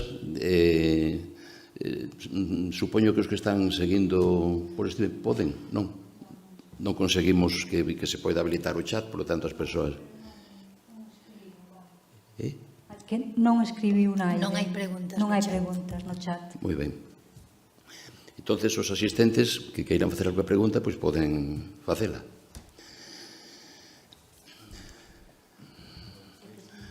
Non me gusta falar con isto, pero bueno. É que me obriga a facer o que non quero. Bueno. Boas tardes. Mire, quería preguntarlle unha cousa. Non sei se se oye ben, porque Sí, oye ben, a min isto distorsioname a miña mentalidade. Vamos a ver, con respecto ao fungo que afectou os ameneiros e que provocou aquí en Galicia, e supoño que en moitas partes do mundo, non solamente aquí en Galicia, porque teño noticias de que hasta incluso se producía unha oceanía en Australia. Creo que chegou a Australia, que en Australia, nos ríos nos bosques de ribeira australianos sucedeu exactamente, creo, o mesmo que sucedeu aquí en Europa e en América, non? Estamos, pois claro, nun continente aillado completamente que é Australia. Bueno, o que quería preguntar era o seguinte. Ao principio, a enfermidade que padeceron os ameneiros foi mortal. Morreron moitísimos amineiros. E sigue sendo. Sí, pero parece, a mí agora dame a impresión de que eso remitiu pois a un 90%, porque agora neste momento, cando vou polos ríos, prácticamente non vexo ameneiros que están empezando a morrer. Vexo ameneiros que levan mortos anos, que están flotando nos ríos, que están prácticamente xa descompostos, rotos en moitísimos anacos diferentes, pero non estou vendo agora novos ameneiros que padezcan a enfermidade. Claro, hai unha razón. Se houve unha mortandade que afectou ao 50% dos ameneiros, ten que haber ameneiros que resistiron, e agora ao haber menos ameneiros ten que haber menos mortes, que iso é lógico. Pero eu que lle quería preguntar é como está agora, neste momento, cal é o estado actual da afectación que sufren os ameneiros por este fungo. Non é un fungo, recordemos que non é un fungo, pero da igual. O problema sigue estando vixente. Aquí en Lugo, efectivamente, non hai árboles novos, pero río abaixo sí que se siguen atopando, e en outras cuencas dos distintos ríos de España se siguen aparecendo constantemente. Non parou nin en principio se espera que pare. Si se está buscando o ameneiro é unha planta que está moi distribuída por toda Europa, por tanto hai poboacións moi variables, entón algúns desos árboles que escaparon, que non sabemos se é que escaparon porque son resistentes ou simplemente porque non tiñan ferida ninguna, ni no pé, ni na raíz, e non foron atacados, son os que ahora mesmo se están estudiando para intentar buscar resistentes. Pero o problema non rematou, para nada.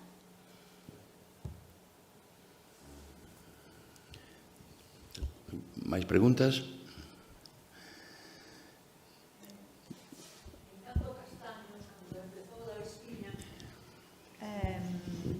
Aconsellábase quitalas. Despois dixose que non, eu creo.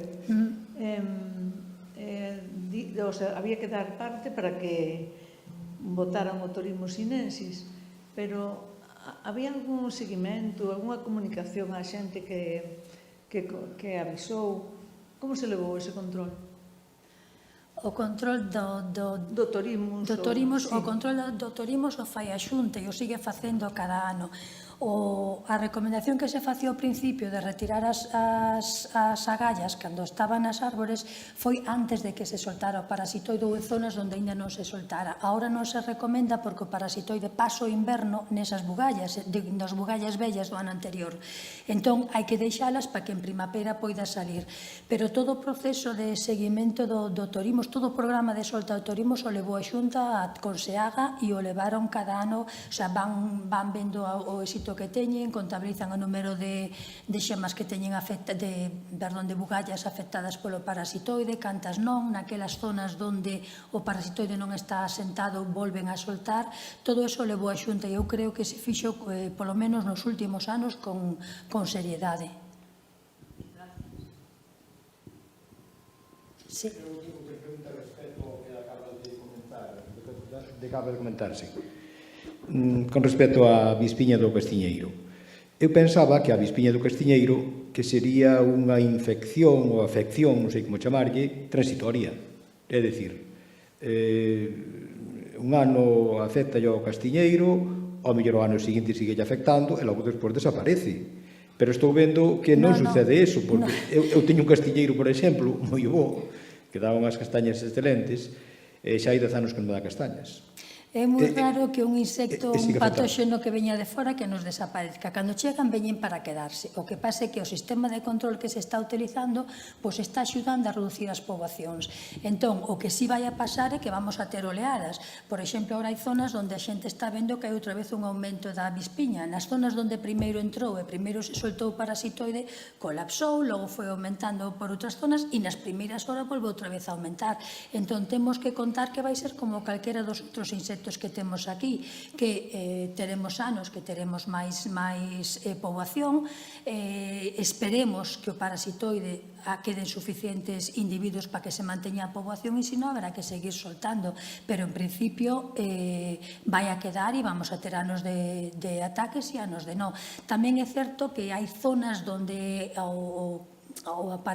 avispiña parece que lle gustan máis as zonas quentes, non? Entón, zonas de veráns moi quentes e secos vai haber sempre máis incidencia da avispiña que en outras zonas onde hai máis humedade, pero veu para quedarse, non se vai a marchar nin vai a desaparecer.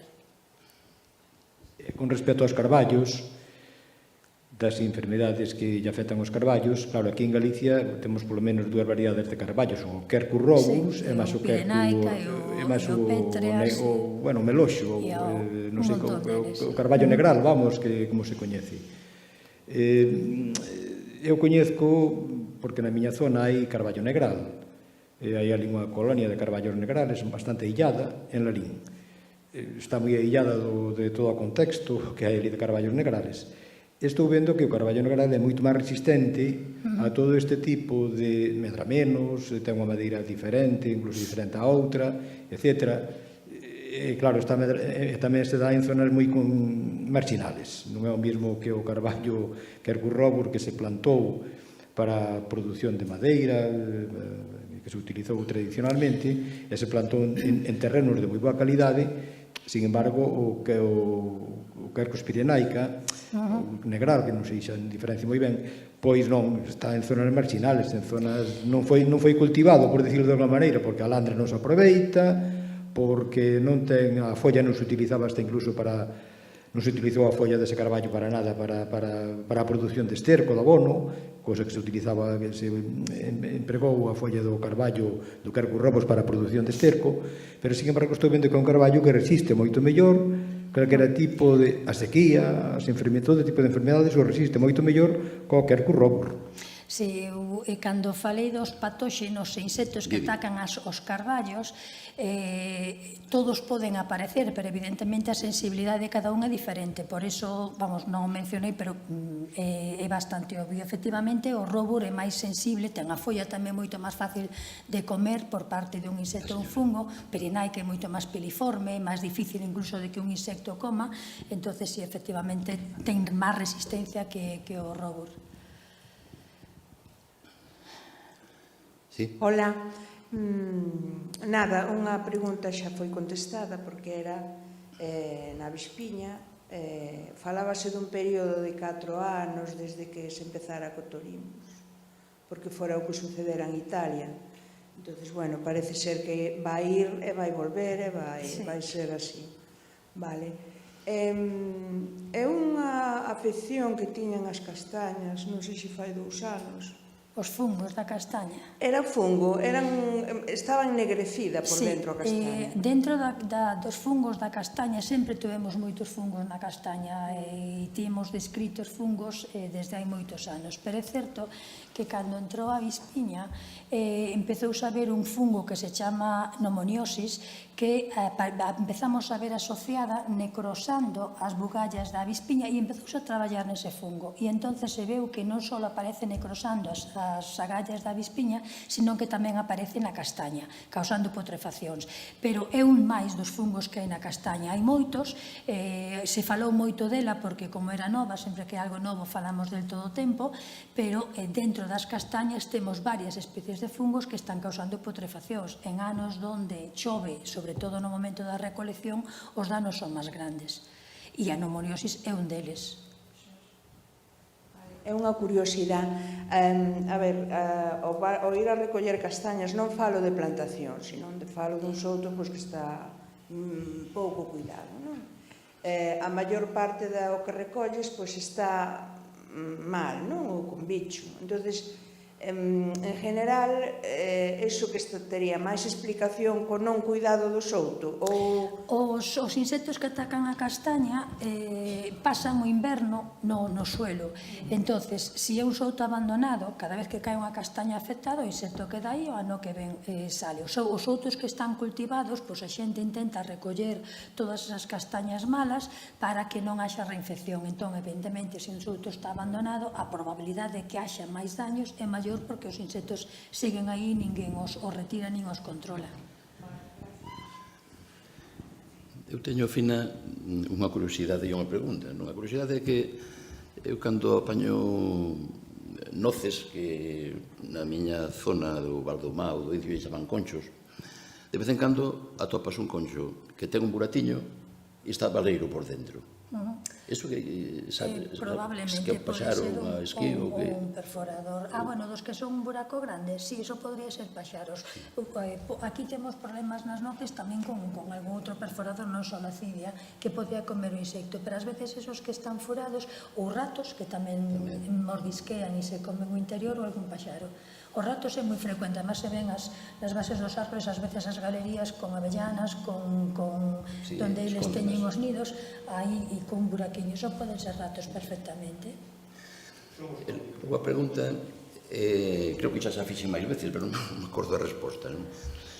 Está espallada por aí unha idea en relación co cancro, que non é moi científica, e que din que collendo terra do souto cerca dos castilleiros afectados polo chancro e facendo unha especie de emplasto e poñendo onde está o chancro e logo envolvendo como se fora un acodo aéreo que funciona. Iso ten algo de fundamento? Iso o teño visto e o teño escoitado e coñezo xente que o fai.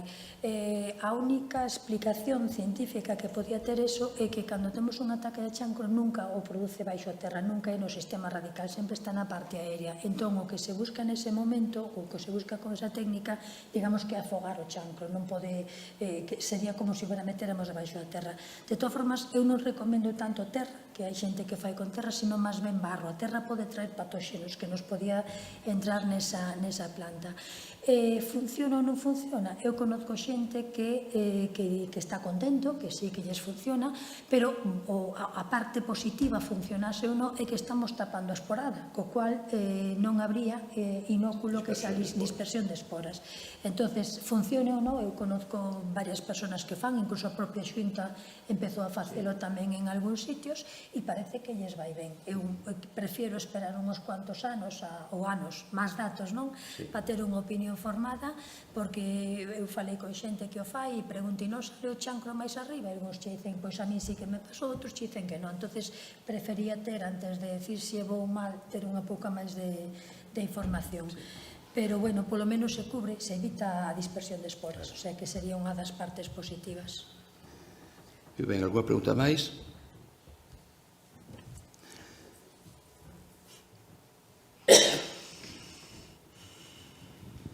eu só facerlle unha consideración. Cando falou vostede da globalización, da expansión, por así decirlo, a nivel de planeta, de moitísimas enfermedades que se propagaron, igual que como se houbera un hipercontinente agora, Pangea, claro, realmente hai moitos continentes, pero hai unha propagación a nivel planetario de todas as enfermedades criptogámicas que se dan. Pero é que aos seres humanos nos pasa o mesmo. É dicir, o que lle pasa ás plantas, ás árbores, etc., nos pasa aos seres humanos. Estamos todos no mesmo saco metidos, por desgracia. Por eso, compremos localmente, que nos irá mellor. Moi ben, unha última pregunta, ali arriba.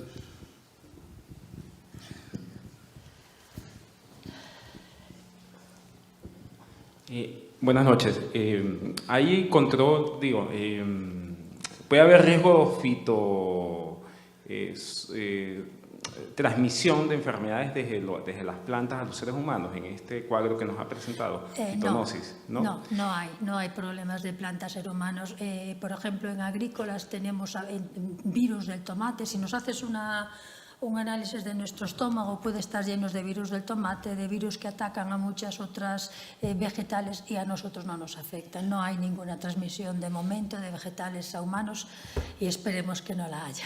Y otra pregunta, para el control de las plagas, ¿hay cooperación directa con la estructura científica china, por ejemplo, o japonesa o de alguna de las naciones asiáticas? No entendí, perdona, no entendí. O sea, ¿hay cooperación científica entre las universidades de manera directa con Asia?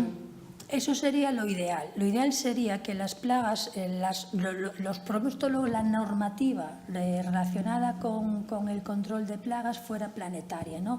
Europa, por ejemplo, en Norteamérica se esfuerzan muchísimo en hacer saneamientos. Las plantas tienen que ir acompañadas de un pasaporte fitosanitario, asegurar que esa planta está libre de patógenos, pero otros países no lo hacen. Entonces tendríamos que haber ese acuerdo. Hay intercambios de científicos. Los investigadores sí que se ayudan entre ellos, pues ahora probamos esto aquí, probamos esto allá, pero a nivel político, especialmente con Asia, no hay acuerdos.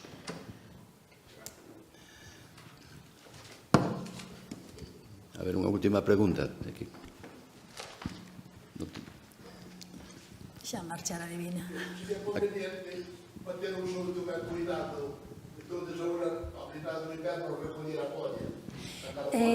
Eso aproveitala para... Eso se recomenda, o que pasa é que tamén é unha retirada de nutrientes dese solo. Entón, o que moitas veces se di é que fagamos pilas non para compostar, porque o compostaxe, a temperatura que alcanza a pila de compostaxe pode chegar a matar o patóxeno e logo podríamos recollela. Podríamos volver a recuperar os nutrientes para a planta. Pero eso vai depender sempre de como sea o seu souto. Hai xente que ten uns soutos costa arriba e difíciles de andar que o mellor non pode facer eso. Se é un souto fácil, sería o ideal recoller ourizo, recoller follas, porque nos libraría de antracnosis, nos libraría ou polo menos reduciría a incidencia de insectos, e sí sería unha maneira, sempre cando intentemos logo volver cos nutrientes ao suelo, porque senón sí que estaríamos sacando constantemente nutrientes desa parcela. Podería facerse compost para despois utilizalo nunha terra. Eso é ou na propia parcela, no propio castiñeiro, que é o que lle estamos sacando os nutrientes. E as follas, cando caen, aportan nutrientes, tamén aportan patóxenos. Entón, se matamos os patóxenos ao compostaxe e devolvemos os nutrientes ao castiñeiro, pois é unha boa maneira de actuar. Moi ben, claro. Eso cando caen as follas no outono. Poderías volvelo, por exemplo, ano seguinte? Si se descompuxeron, si, as follas ás veces alcanzan, nas composteras alcanzan hasta 70 grados, entón se descompón rapidamente e se podría volver a poñelas ao sol nunha zona onde teña boa incidencia de sol e facelo, si. Moi ben, pois...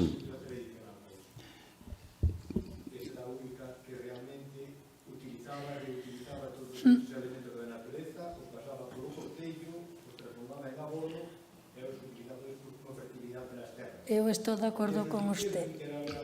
E non necesitábamos tanta produción como parece que necesitamos ahora.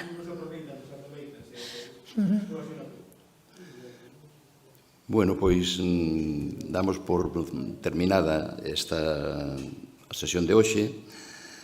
Mañá correspondelle intervir ao compañeiro tamén da Escola Politécnica Superior, Roque Julio Rodríguez Falleiro. El falarános de en Bosque Pequeno non hai carballos, ocios silvícolas para os nosos carballos, para os carballos en Galicia.